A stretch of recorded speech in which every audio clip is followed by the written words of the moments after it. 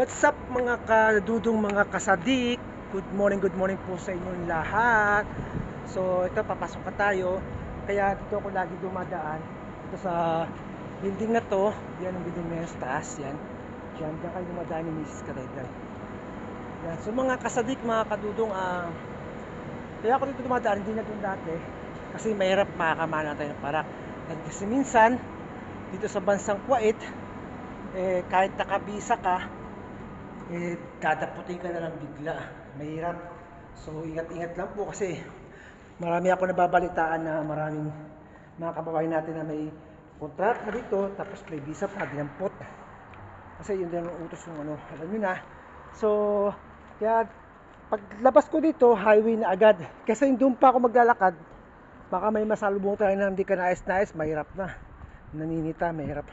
So sa mga